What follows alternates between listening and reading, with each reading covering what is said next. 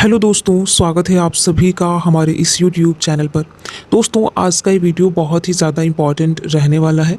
अगर आप UGC net जून 2025 का एग्ज़ाम देने वाले हैं तो ये जानना आपके लिए बहुत ज़रूरी होता है कि क्या हम 2 विषयों से यूजीसी नेट का एग्ज़ाम दे सकते हैं या फिर नहीं। साथ ही साथ एज लिमिट के बारे में भी आपको अच्छे से पता होना चाहिए, जिससे कि अगर एज रिलैक्सेशन हो तो आपको उसका लाभ मिल सके। तो देखिए, अगर आप भी यूजीसी नेट जून 2025 का एग्ज़ाम देने वाले हैं और इन दोनों टॉपिक को लेकर, इन दोनों बिंदुओं को लेकर आपके मन में किसी भी प्रकार का कोई संशय है तो इस वीडियो को अंत तक ज़रूर देखिएगा और देखने के साथ साथ अपने यार दोस्त मित्र को भी शेयर जरूर कीजिएगा। यहाँ पर देखिए, बहुत ऐसे नए अभ्यर्थी होंगे जिनको नहीं पता होगा और आप में से बहुत ऐसे अभ्यर्थी होंगे जिनको ये पता भी होगा। तो अगर आपको पता है तो काफ़ी अच्छी बात है, अगर आपको नहीं पता है तो इस वीडियो को अंत तक देखिए। यहाँ पर अगर हम पहले बात करेंगे क्या हम 2 विषयों से यूजीसी नेट का एग्ज़ाम दे सकते हैं या नहीं, तो देखिए, आप 2 विषयों से यूजीसी नेट का एग्ज़ाम दे सकते हैं, लेकिन इसमें यह है कि आप एक सेशन में 2 सब्जेक्ट से यानी 2 विषयों से यूजीसी नेट का एग्ज़ाम नहीं दे सकते हैं। जैसे मान लीजिए, अगर आपने 2 विषयों से अगर आपने पीजी किया है, आप सभी को पता है कि जिस विषय से आप पीजी करते होंगे या किए होंगे उसी विषय से आपको यूजीसी नेट का एग्ज़ाम देना अनिवार्य है। ठीक है, केवल और केवल जो जिनका यूजी 4 ईयर का है उनको छोड़कर वो अभ्यर्थी जिनका यूजी 4 ईयर का है, ऐसे अभ्यर्थी किसी भी विषय से यूजीसी नेट का एग्ज़ाम दे सकते हैं। लेकिन शर्त ये है कि जिस विषय से आप यूजीसी नेट का एग्ज़ाम देंगे उसी विषय से आपको पीएचडी करना पड़ेगा। लेकिन आप असिस्टेंट प्रोफेसर जॉब के लिए अप्लाई नहीं कर सकते हैं, आपको अपनी पीएचडी कंप्लीट करनी पड़ेगी या फिर पीजी कंप्लीट करनी पड़ेगी अगर आप यूजीसी नेट क्वालिफाई करते हैं तो। मुझे उम्मीद है कि आपको ये पता होगा। तो यहाँ पर देखिए, आप एक सेशन में यानी कि मान लीजिए कि अगर आपकी इच्छा है कि मैं जून 2025 वाले में 2 विषयों से एग्ज़ाम दूँ एक साथ, तो आप नहीं दे सकते। लेकिन इसमें यह है कि आप एग्ज़ाम दे सकते हैं, लेकिन अलग अलग सत्र होना चाहिए। जैसे कि जून 2025 में आप किसी अन्य विषय से दे दिए और जब दिसंबर 2025 वाला एग्ज़ाम कंडक्ट होगा तो उसमें आप किसी अन्य विषय से एग्ज़ाम दे सकते हैं। बहुत ऐसे अभ्यर्थी हैं कि जो कि 2 सब्जेक्ट से अभ्यर्थी पीजी करते हैं। मैंने भी 2 विषयों से पीजी कर रखा है।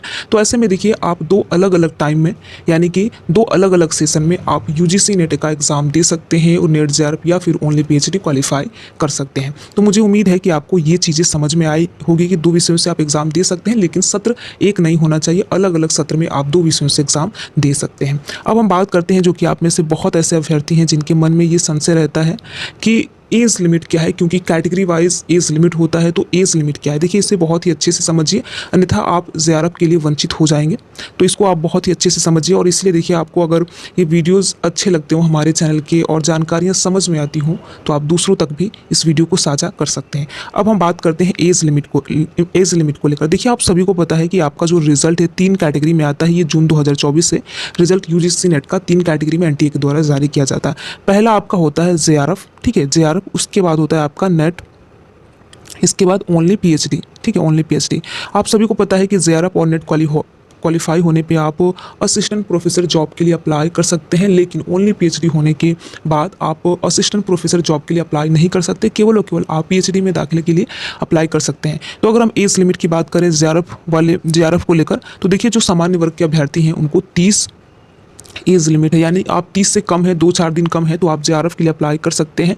अगर आप 30 साल से 1-2 दिन भी ज़्यादा हो रहे हैं तो आप जेआरएफ के लिए अप्लाई नहीं कर सकते हैं। ऐसे में आप नेट या फिर ओनली पीएचडी के लिए ही अप्लाई कर सकते हैं। तो जो भी सामान्य वर्ग से विद्यार्थी आते हैं उनके लिए बहुत ही, देखिए, ये जानना बहुत ज़रूरी है कि अगर आप 30 साल से 1-2 दिन भी अधिक हो गए तो आप जेआरएफ के लिए अप्लाई नहीं कर सकते हैं।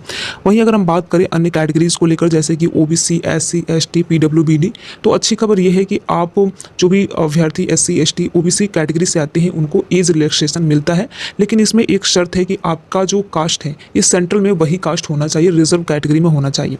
इसको ऐसे समझते हैं, मान लीजिए कि आप एससी कैटेगरी में आते हैं, आपके राज्य में आप एससी कैटेगरी में आते हैं, लेकिन वहीं अगर हम सेंट्रल में बात करें तो आप जिस राज्य से एससी कैटेगरी में आते हैं उसे ओबीसी या किसी अन्य कैटेगरी में कंसीडर किया जाता है। तो आपकी जो कास्ट है ये जनरल या फिर जिस सेंट्रल में, चाहे ओबीसी में हो या फिर जनरल में हो, वही कंसीडर किया जाएगा। तो इस चीज़ को आपको ध्यान में रखना है।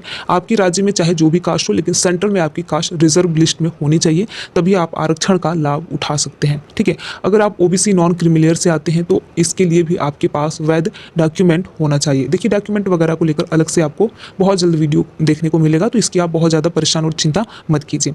तो यहाँ पर जेआरएफ के लिए देखिए, 30 साल तक सामान्य वर्ग के अभ्यर्थियों के लिए है, ओबीसी, एससी, एसटी, पीडब्ल्यूबीडी, और महिला अभ्यर्थियों के लिए ध्यान देना है आप सभी को। महिला सभी अभ्यर्थियों को 5 साल का यहाँ पर रिलैक्सेशन मिलता है, तो इस चीज़ को आपको ध्यान देना है। वहीं अगर हम नेट की बात करें तो देखिए, नेट में कोई भी एज लिमिट नहीं है, चाहे आप जनरल कैटेगरी से हों या फिर ओबीसी SC ST कैटेगरी से हो, तो नेट के लिए कोई यहाँ पर एज लिमिट नहीं है। सेम ऐसे ही आप ओनली PhD के लिए अप्लाई कर सकते हैं। ओनली PhD अगर आप अप्लाई करते हैं तो आप किसी भी राज्य विश्वविद्यालय में या फिर केंद्रीय विश्वविद्यालय में आप PhD के लिए दाखिला ले सकते हैं 1 साल के अंदर। ठीक है, अब हम बात करते हैं कि देखिए JRF की वैलिडिटी कितनी होती है, क्योंकि आप में से बहुत ऐसे अभ्यर्थी हैं, तो चलिए साथ में इसको भी बताते चलते हैं। JRF की वैलिडिटी देखिए 3 साल है, यानी 3 साल तक इसकी वैधता रहने वाली है। अगर आपने 3 साल एग्ज़ाम 3 साल अगर आप जैसे मान लीजिए अगर आपने अभी JRF क्वालिफाई किया तो 3 साल तक आप किसी भी 3 साल तक आप किसी भी राज्य विश्वविद्यालय में या केंद्रीय विश्वविद्यालय में आप 3 साल के अंदर ही PhD में एडमिशन ले सकते हैं, तो आपको JRF की जो फेलोशिप है वो प्रदान की जाएगी। अन्यथा देखिए अगर 3 साल से ज़्यादा होगा तो फिर आपकी जो JRF की फेलोशिप है उसे वैध नहीं माना जाएगा। बाकी अगर हम नेट की बात करें तो नेट की देखिए लाइफ टाइम रहने वाली है, किसी भी कैटेगरी से आते हो ये कोई फ़र्क नहीं पड़ता है, इसकी वैलिडिटी लाइफ टाइम रहने वाली है। आप कभी भी PhD में एडमिशन ले सकते हैं। ओनली PhD की अगर बात करें तो देखिए केवल और केवल 1 साल तक ओनली PhD रहने वाला है। देखिए इसमें भी बहुत ऐसे अभ्यर्थी हैं जिनके मन में ये प्रश्न होता है कि काउंट कब से होता है। देखिए अगर आपका जब रिजल्ट जारी होता है उस दिन से काउंट नहीं होता है। मान लीजिए आज रिजल्ट जारी हुआ और आप JRF क्वालिफाई हो गए तो आज से काउंट नहीं होगा। जब आपका सर्टिफिकेट जारी होगा उस डेट से आपका 3 साल काउंट होगा, तो इस चीज़ को आपको ध्यान में रखना है। या फिर अगर आप ओनली PhD क्वालिफाई करते हैं तो जिस डेट में आपका सर्टिफिकेट जारी होगा उस डेट से 1 साल के बीच आपका जो है कहीं भी किसी भी राज्य विश्वविद्यालय में आप PhD में दाखिला ले सकते हैं अगर आपको ओनली PhD क्वालिफाई होता है तो। इस चीज़ को ध्यान में रखना है।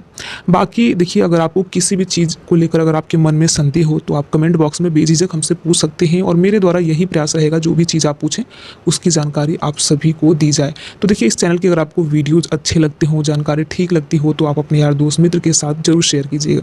वीडियो में लास्ट तक बने रहने के लिए आप सभी का बहुत बहुत धन्यवाद।